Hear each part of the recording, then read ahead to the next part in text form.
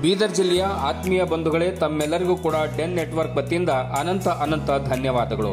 ಇದೀಗ ಬೀದರ್ ನಗರದಲ್ಲಿ ಕೇವಲ 500 ರೂಪಾಯಿಗೆ ಒಂದು ಡೆನ್ ಸೆಟ್ ಟಾಪ್ ಬಾಕ್ಸ್ ಅನ್ನ ನೂತನವಾಗಿ ಕೊಡಲಾಗ್ತಾ ಇದೆ. ಅದರ ಜೊತೆಗೆ 350 ರೂಪಾಯಿ ಬೆಲೆಯ 1 ತಿಂಗಳ ಕನ್ನಡ ಹಾಗೂ ಹಿಂದಿ ಪ್ಯಾಕ್ಗಳನ್ನು ಉಚಿತವಾಗಿ ರೀಚಾರ್ಜ್ ಕೂಡ ಮಾಡಿಕೊಡಲಾಗುವುದು. ಕೇವಲ 500 ರೂಪಾಯಿಗೆ ಹೊಸ ಬಾಕ್ಸ್ ಕೊಡುತ್ತೇವೆ. ಅದರ ಜೊತೆಗೆ ಅದೇ ಒಂದು ಹಣದಲ್ಲಿ 350 ರೂಪಾಯಿಯ 1 ತಿಂಗಳ ಕನ್ನಡ ಮತ್ತು ಹಿಂದಿ ಪ್ಯಾಕ್ಗಳನ್ನು ಉಚಿತವಾಗಿ ರೀಚಾರ್ಜ್ ಕೂಡ ಮಾಡಿಕೊಡಲಾಗ್ತಾ ಇದೆ. ಸ್ಕೈ ವರ್ತ್ ಹಳೆ ರಿಪೇರಿ ಮಾಡುವಂತಹ ಒಂದು ಬಾಕ್ಸ್ಗಳನ್ನು ಕೂಡ ನೀವು ನಮ್ಮಲ್ಲಿ ತೆಗೆದುಕೊಂಡು ಬಂದರೆ ಕೇವಲ 200 ರೂಪಾಯಿಯಲ್ಲಿ ಅದನ್ನ ರಿಪೇರಿ ಮಾಡಿ ತಮಗೆ ಕನೆಕ್ಷನ್ ಕೂಡ ಕೊಡಲಾಗುವುದು. ಇದೇ ಒಂದು ಸಂದರ್ಭದಲ್ಲಿ ನಿಮಗೆ ಒಂದು ಉಚಿತವಾಗಿರ್ತಕ್ಕಂಥ 350 ರೂಪಾಯಿಯ ಸೇವೆಯನ್ನ, ರಿಚಾರ್ಜ್ ಸೇವೆಯನ್ನ ಹೊಸ ಬಾಕ್ಸ್ ಪಡೆದುಕೊಂಡ್ರೆ ತಮ್ಮೆಲ್ಲರಿಗೂ ಕೂಡ ಕೊಡ್ತಾ ಇದ್ದೇವೆ. ಹಳೆಯ ಚಂದಾದಾರರು ಏನಾದರೂ ತಮ್ಮಲ್ಲಿರುವಂತಹ ಸ್ಕೈ ವರ್ತ್ ಒಂದು ಸೆಟ್ ಟಾಪ್ ಬಾಕ್ಸ್ ಅನ್ನು ನಮ್ಮಲ್ಲಿ ತೆಗೆದುಕೊಂಡು ಬಂದ್ರೆ 200 ರೂಪಾಯಿಯಲ್ಲಿ ನಿಮಗೆ ರಿಪೇರಿ ಕೂಡ ಮಾಡಿ ಕೊಡಲಾಗ್ತಾ ಇದೆ. ಹೀಗಾಗಿ ಕನೆಕ್ಷನ್ಗಾಗಿ, ಹೊಸ ಕನೆಕ್ಷನ್ಗಾಗಿ ತಾವು ನಮ್ಮ ಆಯಾ ಓಣಿಯ ಎಲ್ಲ ಆಪರೇಟರ್ಗಳಿಗೆ ಸಂಪರ್ಕ ಮಾಡಬೇಕಾಗಿ ತಮ್ಮಲ್ಲಿ ವಿನಂತಿಯನ್ನು ಮಾಡಿಕೊಳ್ತಾ ಇದ್ದೇವೆ. ಇಲ್ಲಿ ಕೆಳಗಡೆ ಎಲ್ಲ ಒಂದು ಓಣಿಯ ಒಂದು ಸಂಪರ್ಕ ಆಪರೇಟರ್ಗಳ ಒಂದು ಸಂಪರ್ಕದ ಮೊಬೈಲ್ ನಂಬರ್ಗಳನ್ನು ಕೊಡಲಾಗಿದೆ. ಆ ಒಂದು ಮೊಬೈಲ್ ನಂಬರ್ಗೆ ತಾವೆಲ್ಲರೂ ಕೂಡ ಒಂದು ಸಂಪರ್ಕಿಸಿ ಡೆನ್ ಸೆಟ್ ಟಾಪ್ ಬಾಕ್ಸ್ ಅನ್ನ ಪಡೆದುಕೊಳ್ಳಿ. ಇದು ಡಿಜಿಟಲ್ ಬಾಕ್ಸ್, ಇದು ನಿಮ್ಮ ಚಾನಲ್ ಡೆನ್ ನೆಟ್ವರ್ಕ್, ಇದು ಬೀದರ್ ಜಿಲ್ಲೆಯ ನಂಬರ್ 1 ಚಾನಲ್. ತಪ್ಪದೆ ತಾವೆಲ್ಲರೂ ಕೂಡ ಚಂದಾದಾರರಾಗಿ ಡೆನ್ ಸೆಟ್ ಟಾಪ್ ಬಾಕ್ಸ್ ನ ಸದುಪಯೋಗವನ್ನು ಪಡೆದುಕೊಳ್ಳಬೇಕಾಗಿ ತಮ್ಮಲ್ಲಿ ವಿನಂತಿಯನ್ನು ಮಾಡಿಕೊಳ್ತಾ ಇದ್ದೇವೆ. ಎಲ್ರಿಗೂ ನಮಸ್ಕಾರ. ನೀವು ನೋಡ್ತಾ ಇದ್ದೀರಾ ಸುದ್ದಿ ಸಮಯ ನ್ಯೂಸ್ ಚಾನಲ್. ಇದು ಲೋಕಲ್ ಎಕ್ಸ್ಪ್ರೆಸ್. ನಾನು ಮಹರ್ದರ ಕುಳಗಿ. ಮತ್ತೆ ಒಂದಿಷ್ಟು ಹೊಸ ಸುದ್ದಿಗಳನ್ನು ತೆಗೆದುಕೊಂಡು ನಾವು ನಿಮ್ಮ ಮುಂದೆ ಬರ್ತಾ ಇದ್ದೀವಿ. ಈ ದಿನದ ಪ್ರಮುಖ ಹೆಡ್ಲೈನ್ಸ್ಗಳನ್ನು ನೋಡ್ಕೊಂಡು ಬರೋಣ. 3 ತಿಂಗಳಲ್ಲಿ ಹದಗೆಟ್ಟಿರುವ ರಾಜೇಶ್ವರ ಯರ್ಬಾಗ್ ರಸ್ತೆ ಯಾರದೋ ಹೆಸರಲ್ಲಿ ಇನ್ಯಾರೋ ಗುತ್ತಿಗೆ ತೆಗೆದುಕೊಂಡು ಕಳಪೆ ಕಾಮಗಾರಿ ಮಾಡಿಸ್ತಾ ಇದ್ದಾರೆ. ಕೇವಲ ಶಾಸಕ ಡಾಕ್ಟರ್ ಸಿದ್ದು ಪಾಟೀಲ್ ಹಾಗೂ ಅವರ ಸಹೋದರರು ಬೆಳೆದಿದ್ದಾರೆ ವಿನಃ ಕಾರ್ಯಕರ್ತರು ಬೆಳೆದಿಲ್ಲ. ಮಾಜಿ ಸಚಿವ ರಾಜಶೇಖರ್ ಪಾಟೀಲ್ ಹೇಳಿಕೆ. ಬಸವ ಸಂಸ್ಕೃತಿ ಅಭಿಯಾನ ಸಿಎಂ ಕೃಪಾಪೋಷಿತ ಅಲ್ಲ, ಅದು ವಿಶ್ವಗುರು ಬಸವೇಶ್ವರರ ಕೃಪಾಪೋಷಿತವಾಗಿದೆ. ಬಸವ ಭಕ್ತರು ಹಾಗೂ ಪೂಜ್ಯರೇ ಸ್ವತಃ ಖರ್ಚು ಮಾಡಿದ ಕಾರ್ಯಕ್ರಮವೇ ಬಸವ ಸಂಸ್ಕೃತಿ ಅಭಿಯಾನ. ಕನ್ನೇರಿ ಶ್ರೀಗಳಿಗೆ ಭಗವಂತ ಸದ್ಬುದ್ಧಿ ಕೊಡಲಿ. ಕಿರಣ್ ಖಂಡ್ರೆ ಹೇಳಿಕೆ. ಸದಾ ಕೆಸರುಗದ್ದೆಯಿಂದ ತುಂಬಿ ತುಳುಕುತ್ತಿರುವ ವಿದ್ಯಾನಗರ ಮೊದಲನೇ ಕ್ರಾಸ್ ರಸ್ತೆ, ಓಡಾಡಲು ಹೈರಾಣಾಗುತ್ತಿರುವ ಕಾಲೋನಿ ಜನತೆ. ಕೆಸರುಗದ್ದೆಯಲ್ಲಿ ತಗ್ಗುಗುಂಡಿಯಲ್ಲಿ ಓಡಾಡಿ ಬೇಸತ್ತ ಮಹಾಜನತೆ. ಜನರ ಕೂಗು ಕೇಳದ ಓಣಿಯ ಕೌನ್ಸಿಲರ್. ರಸ್ತೆ ಸುಧಾರಣೆಗಾಗಿ ಗ್ರಾಮಸ್ಥರಿಂದ ಒತ್ತಾಯ. ಇಂದಿನ ಒಂದಿಷ್ಟು ವಾರ್ತೆಗಳ ವಿವರಗಳನ್ನು ನೋಡ್ಕೊಂಡು ಬರೋಣ. 2021-25ನೇ ಒಂದು ಸಾಲಿನಲ್ಲಿ ನನ್ನ ಅವಧಿಯಲ್ಲಿ ಕಲ್ಯಾಣ ಕರ್ನಾಟಕ ಅಭಿವೃದ್ಧಿ ಮಂಡಳಿ ಅಂದರೆ 2021-22ನೇ ಸಾಲಿನಲ್ಲಿ ನನ್ನ ಅವಧಿಯಲ್ಲಿ ಕಲ್ಯಾಣ ಕರ್ನಾಟಕ ಅಭಿವೃದ್ಧಿ ಮಂಡಳಿ ವತಿಯಿಂದ 1,88,00,000 ಅನುದಾನ ಬಿಡುಗಡೆಗೊಳಿಸಬೇಕೆಂದು ಮನವಿ ಕೂಡ ಸಲ್ಲಿಸಲಾಗಿತ್ತು. ಆದರೆ ಹೇಗೋ ಡಾಕ್ಟರ್ ಶಾಸಕ ಸಿದ್ದು ಪಾಟೀಲ್ ಅವರು ಒಂದು ಶಾಸಕರಾದ ನಂತರ ರಾಜೇಶ್ವರದಿಂದ ಯರ್ಬಾಗ್ ರಸ್ತೆ ಅತ್ಯಂತ ಕಳಪೆ ಮಟ್ಟದಿಂದ ಅವರು ನನ್ನ ಒಂದು ಅವಧಿಯಲ್ಲಿ ಬಿಡುಗಡೆ ಆಗಿರ್ತಕ್ಕಂಥ ಮನವಿ ಕೊಟ್ಟಿರ್ತಕ್ಕಂಥ ಒಂದು ಹಣವನ್ನು 1,88,00,000 ವೆಚ್ಚದಲ್ಲಿ ರಾಜೇಶ್ವರದಿಂದ ಯರ್ಬಾಗ್ ಹೋಗುವಂಥ ರಸ್ತೆ ಅದು ಕಳಪೆ ಕಾಮಗಾರಿಯಿಂದ ಮಾಡಿದ್ದಾರೆ ಎನ್ನುವಂಥ ಮಾತನ್ನು ಮಾಜಿ ಸಚಿವ ರಾಜಶೇಖರ್ ಪಾಟೀಲ್ ಹುಮ್ನಾಬಾದ್ ತಿಳಿಸಿದ್ದಾರೆ. ಈ ಕುರಿತು ಮಾಧ್ಯಮದವರೊಂದಿಗೆ ಮಾತನಾಡಿರ್ತಕ್ಕಂಥ ಅವರು ತಮ್ಮ ಗೃಹ ಕಚೇರಿಯಲ್ಲಿ ಮಾತನಾಡಿರ್ತಕ್ಕಂಥ ಅವರು ಜುಲೈ 21ರಂದು ಕಾಮಗಾರಿ ಪೂರ್ಣಗೊಂಡಿದೆ ಎಂದು ಬೋರ್ಡ್ ಕೂಡ ಬರೆಸಿದ್ದಾರೆ. ಆದರೆ ರಸ್ತೆ ಮಾಡಿದ 3 ತಿಂಗಳಲ್ಲಿ ಅದು ಕಿತ್ತು ಹೋಗಿದೆ. ಅನಿಲ್ ರಾಠೋಡ್ ಎನ್ನುವಂತಹ ಒಂದು ಗುತ್ತಿಗೆದಾರರು ಇದರ ಮೂಲ ಗುತ್ತಿಗೆದಾರರು. ಆದರೆ ಕಾಮಗಾರಿ ಮಾಡ್ತಕ್ಕಂಥವರು ಸಂತೋಷ್ ಪಾಟೀಲ್ ಎನ್ನುವಂಥವರು. ಶಾಸಕ ಡಾಕ್ಟರ್ ಸಿದ್ದು ಪಾಟೀಲ್ ಶಾಸಕರಾದ ನಂತರ ಕೇವಲ ಅವರ ಸಹೋದರರು ಅಭಿವೃದ್ಧಿ ಆಗಿದ್ದಾರೆ ವಿನಃ ಯಾರೊಬ್ಬ ಕಾರ್ಯಕರ್ತರು ಕೂಡ ಬೆಳೆದಿಲ್ಲ. ಯಾವ ಕಾರ್ಯಕರ್ತರು ಕೂಡ ಸರಿಯಾಗಿ ಹುಮ್ನಾಬಾದ್ ಕ್ಷೇತ್ರದಲ್ಲಿ ಕೆಲಸ ಮಾಡ್ತಾ ಇಲ್ಲ. ಯಾರೂ ಕೂಡ ಏನು ಅಭಿವೃದ್ಧಿ ಕೆಲಸಗಳೇ ಮಾಡ್ತಾ ಇಲ್ಲ. ಹುಮ್ನಾಬಾದ್ ಕ್ಷೇತ್ರದಲ್ಲಿ ಅಭಿವೃದ್ಧಿ ಕುಂಠಿತಗೊಂಡಿದೆ ಎಂದು ರಾಜಶೇಖರ್ ಪಾಟೀಲ್ ಹುಮ್ನಾಬಾದ್ ತಿಳಿಸಿದ್ದಾರೆ. ಮುಂದುವರೆದು ಮಾತನಾಡಿದ ಮಾಜಿ ಸಚಿವ ರಾಜಶೇಖರ್ ಪಾಟೀಲ್ ಅವರು ಯಾವುದೇ ಕಾಮಗಾರಿ ಗುತ್ತಿಗೆ ಪಡೆದುಕೊಳ್ಳುವವರು ಅನಿಲ್ ರಾಠೋಡ್ ಎನ್ನುವ ಗುತ್ತಿಗೆದಾರರು. ಆದರೆ ಕಾಮಗಾರಿ ಮಾಡುವವರು ಶಾಸಕರ ಸಹೋದರ ಸಂತೋಷ್ ಪಾಟೀಲ್. ನಾನು ಶಾಸಕನಾಗಿದ್ದಾಗ, ಸಚಿವನಾಗಿದ್ದಾಗ ನನ್ನ ಸಹೋದರರು ಯಾವ ಕೆಲಸದಲ್ಲಿ ಕೂಡ ಕೈ ಹಾಕ್ತಾ ಇರಲಿಲ್ಲ. ಆದರೆ ಇಂದು ಶಾಸಕ ಸಿದ್ದು ಪಾಟೀಲ್ ಅವರ ಸಹೋದರರು ಎಲ್ಲ ಕೆಲಸದಲ್ಲಿಯೂ ಅವರೇ ಇದ್ದಾರೆ ಎಂದು ಆರೋಪ ಮಾಡಿದರು. ನಮ್ಮ ತಂದೆಯವರ ಕಾಲದಿಂದಲೂ ಶಾಸಕ ಸಿದ್ದು ಪಾಟೀಲ್ ಅವರು ಕಾಂಗ್ರೆಸ್ ಕಾರ್ಯಕರ್ತರೇ ಆಗಿದ್ದರು. ಅವರ ಮೈಯಲ್ಲಿ ಹರಿತಾ ಇರುವಂಥದ್ದು ಕಾಂಗ್ರೆಸ್ ರಕ್ತವೇ ಆಗಿದೆ. ಆದರೆ ಕೇವಲ 3 ವರ್ಷಗಳ ಹಿಂದೆಯೇ ಶಾಸಕರಾಗಿ ಆಯ್ಕೆಯಾದ ನಂತರ RSSನ ಚಡ್ಡಿ ಹಾಕಿಕೊಂಡು, ತಲೆ ಮೇಲೆ ಕರಿಟೋಪಿ ಹಾಕಿಕೊಂಡು, ಕೈಯಲ್ಲಿ ಬಡಿಗೆ ಹಿಡಿದುಕೊಂಡು ಓಡಾಡ್ತಾ ಇದ್ದಾರೆ. ಇವರು ಕೊನೆಯವರೆಗೂ ಭಾರತೀಯ ಜನತಾ ಪಕ್ಷದಲ್ಲಿ ಇರ್ತಾರೆ ಅನ್ಕೊಂಡಿದ್ದೀರಾ? ಖಂಡಿತ ಇರೋದಿಲ್ಲ ಎಂದು ರಾಜಶೇಖರ್ ಪಾಟೀಲ್ ಅವರು ಭಾರಿ ಆಕ್ರೋಶವನ್ನು ಹೊರಹಾಕಿದ್ರು. ಶಾಸಕ ಡಾಕ್ಟರ್ ಸಿದ್ಧಲಿಂಗಪ್ಪ ಪಾಟೀಲ್ ಅವರು ಸಮಯಕ್ಕನುಸಾರವಾಗಿ ಎಲ್ಲೆಲ್ಲಿ ಹೇಗೆ ಮಾಡ್ಕೊಂಡು ಹೋಗಬೇಕು ಆ ರೀತಿ ಮಾಡ್ಕೊಂಡು ಹೋಗ್ತಾರೆ. ಮತ್ತೆ ಒಂದಲ್ಲ ಒಂದು ದಿನ ನಮ್ಮ ಮನೆ ಕಾಯ್ದುಕೊಂಡೇ ಇರಬೇಕಾಗುತ್ತೆ. ಶಾಸಕರು ಹುಮ್ನಾಬಾದ್ ಪಟ್ಟಣದಲ್ಲಿ ಅಷ್ಟೊಂದು ಭವ್ಯ ಬಂಗ್ಲೆ ಕಟ್ಟಿಸಿದ್ದಾರೆ. ಆದರೆ ನಾನು ಒಮ್ಮೆಯೂ ಅವರ ಮನೆಗೆ ಹೋಗಿಲ್ಲ. ಅವರೇ ನಮ್ಮ ಮನೆಗೆ ಬರಬೇಕಾಗುತ್ತೆ, ಕೆಲಸ ಮಾಡಿಸ್ಕೊಳ್ಬೇಕು ಎಂದು ಶಾಸಕರಿಗೆ ಮಾತಿನಲ್ಲೇ ತಿವಿದರು.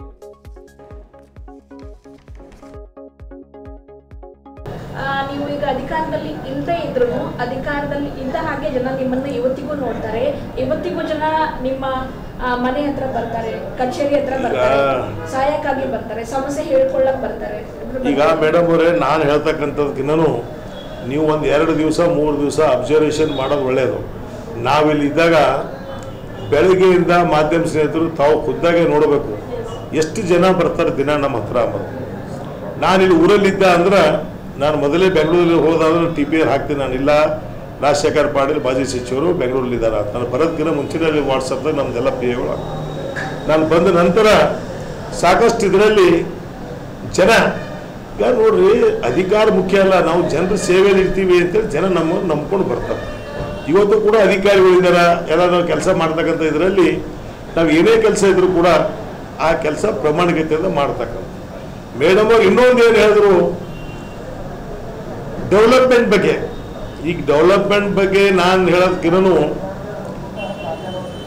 ಈಗ ನಾನು ಬಸವ ಕಲ್ಯಾಣ, ಬೀದರ್ ಸೌತ್, ಔರಾದ್, ಬೇರೆ ಬೇರೆ ತಾಲೂಕಾದು ಹೇಳೋದಕ್ಕಿನ್ನೂ ನನಗೆ ವೈಯಕ್ತಿಕವಾದಂಥ ಅಭಿಪ್ರಾಯ, ಹುಮ್ನಾಬಾದ್ ಕ್ಷೇತ್ರದಲ್ಲೇ ಸುಮಾರು 2.5 ವರ್ಷ ಆಯಿತು ಮಾನ್ಯ ಸಿದ್ಧಲಿಂಗಪ್ಪ ಪಾಟೀಲ್ರವರು ಶಾಸಕರಾಗಿ. ಸ್ವತಃ ಅವರಾಗಲಿ, ಅವ್ರ ತಮ್ಮಂದಿರಾಗಲಿ, ಅವ್ರ ಅಣ್ಣನ ಮಕ್ಕಳಾಗಲಿ ಅವರು ಬೆಳೀತಕ್ಕಂಥ ಕೆಲಸ ಆಗಿದೆ. ವಿನಾ ಯಾರೇ ಒಬ್ಬ ಭಾರತೀಯ ಜನತಾ ಪಕ್ಷದ ಕಾರ್ಯಕರ್ತರಾಗಲಿ, ನೀವು ಹುಮ್ನಾಬಾದಲ್ಲಿ ನಿಮ್ಗೆ ಹೇಳ್ತಾ ಇದ್ದೀನಿ, ಯಾವ ಕೆಲಸನೂ ಕೂಡ ಯಾರು ಮಾಡ್ತಾ ಇಲ್ಲ. ವರ್ಷ ಇವತ್ತು ನೋಡೋ ಎಲ್ಲ ಕಟ್ಟೋರು ಹಚ್ಚಿದಾರೆ, ಟೋಪಿ ಹಾಕೊಂಡು ಇದು ಮಾಡ್ಕೊಂಡು, ಎಲ್ಲಿ RSS ಫೋಟೋ ಉಳಿಸ್ಕೊಂಡ್ರು, ಯಾವಾಗ ಭಾಗಿಯಾದ್ರು ಇವರು ನನಗಂತೂ ಗೊತ್ತಿಲ್ಲ. ಈಗ ಪಾಪ ಸೋಮನಾಥ್ ಪಾಟೀಲ್ ಜಿಲ್ಲಾಧ್ಯಕ್ಷರಾದ, ಸುಮಾರು ವರ್ಷದಿಂದ ಶಿವಾನಂದ್ ಮಂಡ್ರೇಕರ್ ಅಂದ್ರಿ, ಅವ್ರೆಲ್ಲ ಪಕ್ಷಕ್ಕಾಗಿ ದುಡಿದಿದ್ದಾರೆ. ಇವತ್ತು ಅವ್ರ ಪಾಪ ಮಾಡಿ, ಇವ್ರು ಏನು ಪಕ್ಷಕ್ಕಾಗಿ ದುಡ್ಲಿಲ್ಲ, ಏನೋ ಅನಿವಾರ್ಯ ಪರಿಸ್ಥಿತಿ ಬಂತು, ಇವ್ರಿಗೆ ಟಿಕೆಟ್ ಸಿಕ್ತು ಅಷ್ಟೇ. ಇವರೇ ಭಾರತೀಯ ಜನತಾ ಪಕ್ಷದ ಕೊನೆಯವರೆಗೆ ಇಡ್ತಾರೆ ಅಂತ ತಿಳ್ಕೊಂಡಿದ್ರಾ? ಇಲ್ಲ. ಯಾವ ಸಮಯ ಅನುಸಾರವಾಗಿ ಎಲ್ಲೆಲ್ಲಿ ಯಾವ ರೀತಿ ಮಾಡಬೇಕು ಆ ರೀತಿ ಮಾಡ್ಕೊಂಡು ಹೋಗ್ತಕ್ಕಂಥವ್ರು ಇವರು. ಯಾವಾಗಲೂ ತಿಳ್ಕೊಂಡ್ರು ನಾವು, ನಮ್ಮಂಥವ್ರು ಇವ್ರು ಇಡೀ ಪರಿವಾರ ಏನೂ ಇಲ್ಲ. ನಮ್ಮ ಮನೆಯಲ್ಲಿ ಇಲ್ಲೇ ನಮ್ಮ ಮನೆ ಕೈಕೊಂಡಿರ್ಬೇಕು ಇವರೆಲ್ಲಿ ಯೂಸ್ ಮಾಡ್ತಕ್ಕಂಥದ್ದಲ್ಲ ಅಂಥ ಪರಿಸ್ಥಿತಿ. ಈಗ 2-3 ವರ್ಷಕ್ಕಿಂತ ಹಿಂದೆ ಕೇಳ್ಕೊಬೋದು, ಹುಮ್ನಾಬಾದ್ದಾಗ ಯಾರಿಗೂ ಕೇಳ್ಕೊಬೋದು. ನಾನೆಂದು ಅವ್ರು ಅಂಥ ದೊಡ್ಡ ಮಗಳ ಕಟ್ಸಿದಾರ ಹುಮ್ನಾಬಾದಲ್ಲಿ ಸಿದ್ದು ಪಾಟೀಲ್, ನಾನೆಂದು ಅವ್ರ ಮನೆಗೆ ಹೋಗಿಲ್ಲ. ನಂದೇನ ಕೆಲಸ ನಂದೇನ ಎಂದು ಹೋಗಿಲ್ಲ. ಅವರೇ ನನ್ನ ಮನೆಗೆ ಬರ್ಬೇಕು, ನನ್ನ ಮನೆಯಾಗಿರ್ಬೇಕು, ನನ್ನ ಕೆಲಸಗಳು ಕೇಳಬೇಕು, ಏನ್ ಮಾಡ್ಬೇಕು ಏನಿಲ್ಲ. ಅವರು ಕಾಂಗ್ರೆಸ್ ಪಕ್ಷದ ಆರೋಪದಂತೆ ಬಸವ ಸಂಸ್ಕೃತಿ ಅಭಿಯಾನ ಒಂದು ಪೂಜ್ಯರಿಗೆ ಕಾಡಸಿದ್ದೇಶ್ವರ ಮಠದ ಕನ್ನೇರಿ ಶ್ರೀಗಳು ಬಾಯಿಗೆ ಬಂದಂತೆ ಹಗುರವಾಗಿ ಅವಾಚ್ಯ ಶಬ್ದಗಳಿಂದ ಬೈದಿರುವುದು ತೀವ್ರ ಖಂಡನೀಯ. ಸರ್ಕಾರ ಅವರನ್ನು ಕೂಡಲೇ ಒಂದು ಸ್ವಯಂ ಪ್ರೇರಿತವಾಗಿ ಕೇಸನ್ನು ದಾಖಲಿಸಿಕೊಂಡು ಬಂಧಿಸಬೇಕು ಎನ್ನುವಂಥ ಮಾತನ್ನು ಜಾಗತಿಕ ಲಿಂಗಾಯತ ಮಹಾಸಭೆಯ ರಾಜ್ಯ ಕಾರ್ಯದರ್ಶಿ ಕಿರಣ್ ಖಂಡ್ರೆ ಆಗ್ರಹ ಮಾಡಿದ್ದಾರೆ.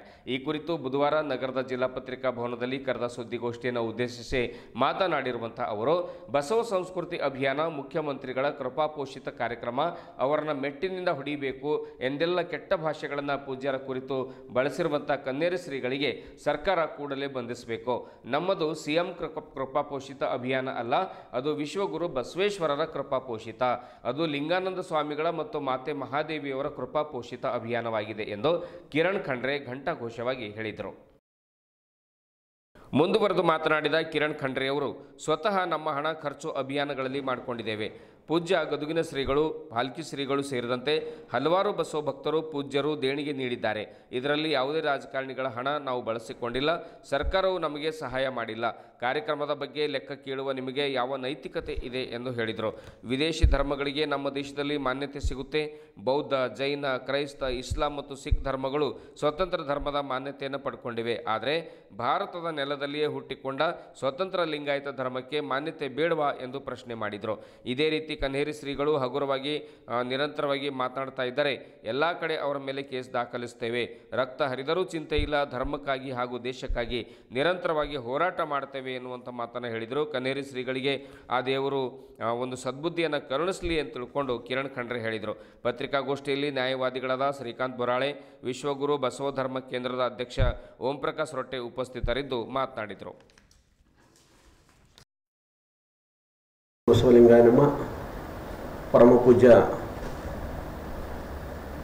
ಅಪ್ಪ ಬಸವಣ್ಣನಲ್ಲಿ ಪ್ರಾರ್ಥಿಸುತ್ತಾ ಸಕಲ ಜೀವಾತ್ಮಗಳಿಗೆ ಲೇಸನ್ನು ಬಯಸಿದಂಥ ಕಲ್ಯಾಣ ನಾಡಿನಲ್ಲಿ ಕಾರ್ತಿಕದ ಕತ್ತಲೆಯಲ್ಲಿ ಆಕಾಶ ದೀಪವಾಗಿ ಹುಟ್ಟಿ ಬಂದೆಯ ನೀ ಬಸವಣ್ಣ ಎಂದು ಒಂದು ಕಡೆ ಕುವೆಂಪುರು ಹೇಳ್ತಾರೆ. ಆ ದಿಶೆಯಲ್ಲಿ ಇವತ್ತು ಮೊನ್ನೆ ಇತ್ತೀಚೆಗೆ ನಡೆದಂಥ ಬೆಂಗಳೂರಿನಲ್ಲಿ ವಿಶ್ವಗುರು ಸಂಸ್ಕೃತಿಯ ನಾಯಕ ಬಸವಣ್ಣವರ ಒಂದು ಸಮಾರಂಭ ಕಾರ್ಯಕ್ರಮವನ್ನು ನಡೆಯಿತು. ಇಡೀ ಕರ್ನಾಟಕಕ್ಕೆ ಗೊತ್ತು, ಇಡೀ ದೇಶಕ್ಕೆ ಗೊತ್ತಿದಂಥ ವಿಷಯ ಆಗಿದೆ ಅದು. ಆ ಸಮಾವೇಶವನ್ನು ನೋಡಿ ಸ್ವಲ್ಪ ಬೇಡಾಗಿದ್ದಂಥ ಜನ ಸಹಜವಾಗಿ ಎಲ್ಲ ಕಡೆ ಇರ್ತೈತೆ. ಅದು ಎಲ್ಲ ಸ್ವಾಮಿಗಳಲ್ಲೂ ಇರ್ತದೆ, ನಮ್ಮಲ್ಲಿ ಮನೆಯಲ್ಲೂ ಇರ್ತದೆ, ಎಲ್ಲ ಕಡೆ ಇರೋದೇ ಅದು ಸಹಜವಾಗಿ. ಅದನ್ನು ಕಂಡು ಕಾಡ ಸಿದ್ದೇಶ್ವರ ಮಠದ ಪೀಠದ ಸ್ವಾಮಿಗಳಾದಂಥ ಕೆನ್ನೇರಿ ಸ್ವಾಮಿಗಳು ನಮ್ಮ ಲಿಂಗಾಯತ ಮಠಾಧೀಶ್ವರರ ಬಗೆಗೆ ಹಗುರವಾಗಿ ಮಾತನಾಡಿದ್ದಾರೆ. ಅದು ಏನು ಮಾತಾಡಿದ್ದಾರೆ ಅನ್ನೋದು ಇಡೀ ಮಾಧ್ಯಮ ಮುಖಾಂತರ ತಮಗೂ ಗೊತ್ತು. ಆ ಭಾಷೆಯನ್ನು ನಾನು ಬಳಸಬಾರದು, ಆದರೂ ಕ್ಷಮೆಯನ್ನು ಕೇಳಿ ಆ ಭಾಷೆಯನ್ನು ಅನಿವಾರ್ಯವಾಗಿ ಬಳಸಂಥ ಪ್ರಸಂಗ ನಿರ್ಮಾಣ ಮಾಡಿದ್ದಾರೆ ಅವರು. ಈ ಬೋಳೆ ಮಕ್ಕಳಿಗೆ ನಾನೇ ಕೇಳಬೇಕು, ಮೆಟ್ಟಚ್ಚಿ ನಾನೇ ಹೊಡಿಬೇಕಂತ ಹೇಳ್ತಾರೆ. ನೀ ಯಾರಪ್ಪ ನಮ್ಮ ಮೆಟ್ಟಚ್ಚಿ ಹೊಡೆವ? ನೀನು ಯಾರು? ಮೊಟ್ಟ ಮೊದಲು ನಿನಗ ನಮಗೆ ಏನು ಸಂಬಂಧ? ಭಾರತ ದೇಶದಲ್ಲಿ ಅನೇಕ ಧರ್ಮಗಳು ಹುಟ್ಟಿವೆ. ಈ ದೇಶದಲ್ಲಿ ಅನೇಕತೆಯಲ್ಲಿ ಏಕತೆ ಇದೆ ನಮ್ಮಲ್ಲಿ. ಈ ಏಕತೆಯನ್ನು ಒಡೆಯುವಂಥ ಕುತಂತ್ರವನ್ನು ಕೆನ್ನೇರಿ ಸ್ವಾಮಿಗಳು ಮಾಡಿದ್ದಾರೆ. ನಾನು ಸರ್ಕಾರಕ್ಕೆ ಮನವಿ ಮಾಡ್ತೀನಿ, ಕೂಡಲೇ ಸರ್ಕಾರ ವತಿಯಿಂದಲೇ ಒಂದು ಅವ್ರ ಮೇಲೆ ಕೇಸು ದಾಖಲೆ ಆಗಬೇಕು. ಇಂಥ ಹೇಳಿಕೆಯಿಂದ ಸಮಾಜದಲ್ಲಿ ಒಡಕು ತರೋದು, ದೇಶ ಭಾವನೆಗಳ ಬೀಜಗಳು ಬಿತ್ತಂತ ವ್ಯವಸ್ಥೆ ಆಗ್ತದ. ಅದಕ್ಕೋಸ್ಕರ ನಮಗ ನೀವು ಬರಪ್ಪ, ಎಂ ಬಿ ಪಾಟೀಲ್ ಅವರು ಇವತ್ತು ಮಾಡ್ತಾ ಇದ್ದಾರೆ ಅಂದ್ರೆ ಅವ್ರ ಬಸವಣ್ಣವ್ರ ಬಗ್ಗೆ ಅಪಾರ ಭಕ್ತಿ ಇದೆ, ಗೌರವ, ಅವ್ರ ಬಗ್ಗೆ ನಮಗೂ ಗೌರವ ಇದೆ. ಯಾರ ಬಸವಣ್ಣ ಕಾರ್ಯಕ್ರಮ ಬರ್ತಾರ ಅವ್ರಿಗೂ ನಾವು ಗೌರವ ಕೊಡ್ತೇವೆ, ನೀವು ಬರೀ ನಿಮಗೂ ಗೌರವ ಕೊಡ್ತೇವೆ ನಾವು. ಅದಕ್ಕೊಂದು ನಾವು ತೀವ್ರವಾಗಿ ಖಂಡಿಸ್ತೇನೆ. ನಾನು ಏನು ಹೇಳ್ತಾರೆ, ಒಂದು ಕಡೆ ಈ ಕ್ರೈಸ್ತ ಧರ್ಮದವ್ರಿಗೆ, ಇಸ್ಲಾಂ ಧರ್ಮದವ್ರಿಗೆ ಇವೆಲ್ಲ ದೇಶದಲ್ಲಿ ಬೀಜ ಬಿತ್ತಂತ ಕುತಂತ್ರ ನಡೀತಾ ಇದೆ. ಇಲ್ಲಿ ಮತ್ತೆ ದೇಶದಲ್ಲಿ ದಂಗೆ ಅಂತ ಪ್ರಸಂಗ ಈ ಸ್ವಾಮಿಗಳಿಂದ ನಿರ್ಮಾಣ ಆಗ್ತದ. ನಾವು ಈ ದೇಶದಲ್ಲಿ ಯಾಕೆ ಪ್ರತಿಯೊಬ್ಬರಿಗೆ ಸ್ವಾತಂತ್ರ್ಯ ಇಲ್ವಾ? ನಮ್ಮ ಭಾರತ ದೇಶದಲ್ಲಿ ಬಾಬಾ ಸಾಹೇಬ್ ಅಂಬೇಡ್ಕರ್ ಸಂವಿಧಾನಿಕವಾಗಿ ಮಾತನಾಡಲು ಹಕ್ಕು ಕೊಟ್ಟಿದ್ದಾರೆ. ನಮಗೆ ಆ ಹಕ್ಕಿನ ಅಡಿಯಲ್ಲೇನೋ ಮಾತಾಡ್ತಾ ಇದ್ದೇವೆ ನಾವು ಅಷ್ಟು ನೀವು ಹೇಳ್ತಾ ಇದ್ದಾರೆ. ಇವತ್ತು ಮಾಧ್ಯಮ ಮುಖಾಂತರ ಇವತ್ತು ನಮ್ಮ ವಿರೋಧಿಗಳಂತವ್ರಿಗೆ ನಾನು ಪ್ರಶ್ನೆ ಮಾಡ್ತೇನೆ. ನಾನು ಈ ದೇಶದಲ್ಲಿ ಹುಟ್ಟಂತ ಬೌದ್ಧ ಧರ್ಮ ಹುಡ್ತು. ಬೌದ್ಧ ಧರ್ಮಕ್ಕೆ ನಮ್ಮ ದೇಶದಲ್ಲಿ ನೆಲೆ ಸಿಕ್ಕಿಲ್ಲ. ಇವತ್ತು ಹೊರದೇಶಕ್ಕೆ ಹೋಗಿ ಇವತ್ತು ಬೌದ್ಧ ಧರ್ಮ ವಿಶಾಲ ಧರ್ಮವಾಗಿ ಬೆಳೆದಿದೆ. ಶ್ರೀಲಂಕಾದಲ್ಲಿ ಬೆಳೆದಿದೆ, ಚೀನಾದಲ್ಲಿ ಬೌದ್ಧ ಧರ್ಮ ಇದೆ. ಇವತ್ತು ಈ ದೇಶದಲ್ಲಿ ಹುಟ್ಟಂತ ಧರ್ಮಗಳು ಜೈನ ಧರ್ಮ ಸ್ವತಂತ್ರ ಧರ್ಮ ಆಯಿತು, ಬೌದ್ಧ ಧರ್ಮ ಸ್ವತಂತ್ರ ಧರ್ಮ ಆಯಿತು, ಇಸಾಯಿ ಸ್ವತಂತ್ರ ಧರ್ಮ ಆಯಿತು, ಸಿಖ್ ಧರ್ಮ ಸ್ವತಂತ್ರ ಧರ್ಮ ಆಯಿತು, ಜೈನ ಸ್ವತಂತ್ರ ಧರ್ಮ ಆಯಿತು. ಈ ದೇಶದಲ್ಲಿ ಹುಟ್ಟಂತ ಧರ್ಮಗಳಿಗೆ ಸ್ವತಂತ್ರ ಧರ್ಮವನ್ನು ಮಾನ್ಯತೆ ಸಿಕ್ಕಿದೆ. ಹೊರ ದೇಶದಿಂದ ಬಂದಂತ ಇಸ್ಲಾಂ ಧರ್ಮಕ್ಕೆ ಮಾನ್ಯತೆ ಕೊಟ್ಟಂತ ದೇಶ ನಮ್ಮ ಭಾರತ ದೇಶ. ಇಸ್ಲಾಂ ಧರ್ಮ ಹೊರ ದೇಶದಿಂದ ಬಂದಂತ ಧರ್ಮ, ಅದು ಕ್ರೈಸ್ತ ಧರ್ಮ ಹೊರದಿಂದ ಬಂದಂತ ದೇಶ, ಅದಕ್ಕೂ ಕೂಡ ಮಾನ್ಯತೆ ಕೊಟ್ಟಂತ ದೇಶ. ಅದಕ್ಕೆ ಒಂದ್ ಕಡೆ ಹೇಳ್ತಾರೆ ಅನೇಕದಲ್ಲಿ ಏಕತೆ ಭಾವನೆ ಉಳ್ಳಂತ ನಮ್ಮ ಭಾರತ ದೇಶದಲ್ಲಿ ಎಲ್ಲಾ ಜಾತಿಯ ಧರ್ಮದ ವರ್ಗದ ಜನರು ವಾಸಿಸುವಂತ ಈ ದೇಶ ಆಗಿದೆ. ಈ ದೇಶದಲ್ಲಿ ಪ್ರತಿಯೊಬ್ಬನಿಗೆ ಸ್ವಾತಂತ್ರ್ಯವಿದೆ. ಏನು ಒಕ್ಕಲ ಕಾಡು ಸಿದ್ದೇಶ್ವರರು ಹೇಳ್ತಾರೆ ಒಕ್ಕಲ್ತನ ಈ ರೀತಿ ಮಾಡ್ತಾರೆ, ನಮ್ಮಲ್ಲಿ ಆ ರೀತಿ ಮಾಡ್ತಾರೆ ಅಂತ. ಏನ್ರಿ ಶ್ರೀಗಳೇ, ನಮ್ ಬೀದರ್ ನಾಡಿಗೆ ನಮ್ಮ ತಾಯಿಯಂದ್ರ ಒಕ್ಕಲ್ತನ ಮಾಡ್ತಾರೆ, ನಮ್ಮ ತಾಯಿಯಂದ್ರ ಒಕ್ಕಲ್ತನ ಕಲಿಸ್ತಾರೆ. ನಿಮ್ಗೆ ಒಕ್ಕಲ್ತನ ಹ್ಯಾಂಗ್ ಮಾಡ್ಬೇಕು, ಬೆಳಿ ಹೆಂಗ್ ತೆಗಿಬೇಕು, ಕಸ ಹೆಂಗ್ ಗುಡಿಸ್ಬೇಕು, ಸದಿ ಹೆಂಗ್ ಮಾಡ್ಬೇಕು, ಯಾವ ಸಮಯದಾಗ ಯಾವ ಬೀಜ ಹಾಕ್ಬೇಕು, ಯಾವ ಬೀಜ ಬಿತ್ತರ್ ಬೆಳಿ ಆಗ್ತದ, ಮಳೆ ಆಗ್ತದ, ಯಾವ ಸಮಯದಾಗ ಮಳೆ ಬೀಳ್ತದ, ನಮ್ಮ ನಾಡಿನ ಒಂದು ಹೆಣ್ಣು ನಮ್ಗೆ ಕಲಿಸ್ಕೊಡ್ತಾರೆ. ಇವತ್ತು ನಮಗೆ ಬೀದರ್ ನಗರದ ಹೃದಯ ಭಾಗದಲ್ಲಿರುವಂತಹ ವಿದ್ಯಾನಗರ್ ಕಾಲೋನಿ ಸದಾ ಒಂದಿಲ್ಲೊಂದು ವಿಷಯದಲ್ಲಿ ಸಾಕಷ್ಟು ಸುದ್ದಿಯಲ್ಲಿ ಇರುತ್ತೆ. ವಿದ್ಯಾನಗರ್ ಮೊದಲನೇ ಕ್ರಾಸ್ ಅಂದರೆ ಕಮಠಾಣೆ ಶಾಲೆಯ ಎದುರುಗಡೆಯ ರಸ್ತೆ ತೀವ್ರ ಹದಗೆಟ್ಟು ರಸ್ತೆ ತುಂಬ ನೀರು ನಿಂತಿದೆ. ರಸ್ತೆ ಮೇಲೆ ತಗ್ಗು ಗುಂಡಿಗಳು ಬಿದ್ದಿದ್ದು ಸಾರ್ವಜನಿಕರು ಓಡಾಡಲು ಸಾಕಷ್ಟು ಹೈರಾಣಾಗ್ತಾ ಇದ್ದಾರೆ ಎಂದು ಸ್ಥಳೀಯರು ಸುದ್ದಿ ಸಮಯಕ್ಕೆ ತಿಳಿಸಿದ್ದಾರೆ. ಸ್ಥಳೀಯರಾದ ಮಂಜುನಾಥ್ ಸ್ವಾಮಿಯವರು ಈ ಕುರಿತು ನಮ್ಮೊಂದಿಗೆ ಮಾತನಾಡಿ, ನಾವು ಸಾಕಷ್ಟು ಬಾರಿ ಓಣಿಯ ಕೌನ್ಸಿಲರ್ ಅವರೊಂದಿಗೆ ಮಾತನಾಡಿದ್ದೇವೆ, ರಸ್ತೆ ಸುಧಾರಣೆ ಮಾಡಿ ಎಂದಿದ್ದೇವೆ. ಆದರೆ ವಿದ್ಯಾನಗರ ನನ್ನ ವ್ಯಾಪ್ತಿಯಲ್ಲಿ ಬರುವುದಿಲ್ಲ, ನಿನ್ನ ವ್ಯಾಪ್ತಿಯಲ್ಲಿ ಬರುವುದಿಲ್ಲ ಎಂದು ಒಬ್ಬರ ಮೇಲೆ ಒಬ್ಬರು ಹಾಕಿಕೊಂಡು ಜವಾಬ್ದಾರಿಯಿಂದ ನುಡಿಸಿಕೊಳ್ತಾ ಇದ್ದಾರೆ ಎಂದು ತಿಳಿಸಿದ್ದಾರೆ. ಈಗಾಗಲೇ ಈ ಗುಂಡಿಯಲ್ಲಿ ಬಿದ್ದು ಸಾಕಷ್ಟು ಯುವಕರು ಗಾಯಗೊಂಡಿದ್ದಾರೆ. ಆದ್ದರಿಂದ ಆದಷ್ಟು ಬೇಗನೆ ರಸ್ತೆ ಮಾಡಿಕೊಡ್ಬೇಕು ಅನ್ನುವಂಥ ಒಂದು ಕೋರಿಕೆಯನ್ನು ಮಾಧ್ಯಮದ ಮುಖಾಂತರ ಮಂಜುನಾಥ್ ಸ್ವಾಮಿಯವರು ಮಾಡಿದ್ದಾರೆ. ವಿದ್ಯಾನಗರಕ್ಕೆ ಅದೇನು ಶಾಪ ಇದೆಯೋ ಗೊತ್ತಿಲ್ಲ, ಒಂದಿಲ್ಲ ಒಂದು ಮೂಲಭೂತ ಸೌಕರ್ಯಗಳಿಂದ ಅದು ವಂಚಿತ ಆಗ್ತಾನೆ ಇರುತ್ತೆ. ಅದಕ್ಕಾಗಿ ಏನು ವಿದ್ಯಾನಗರದ ಮೊದಲನೇ ಕ್ರಾಸ್ ಇದೆ ಕಮಠಾಣೆ ಸ್ಕೂಲ್ ಎದುರುಗಡೆ, ಅಲ್ಲಿಂದ ಕೇವಲ ಒಂದಿಷ್ಟು ಸಣ್ಣ ರಸ್ತೆ ಇದೆ ಅಷ್ಟೇ, ಅದು ತೀವ್ರ ಹದಗೆಟ್ಟು ಸಾಕಷ್ಟು ತಗ್ಗು ಗುಂಡಿಗಳು ಬಿದ್ದು ನೀರು ನಿಲ್ತಾ ಇವೆ, ಅದನ್ನು ಸುಧಾರಣೆ ಮಾಡಿಕೊಡಿ ಎನ್ನುವಂಥ ಮನವಿ ಕೂಡ ಅವರು ಮಾಡಿಕೊಂಡಿದ್ದಾರೆ.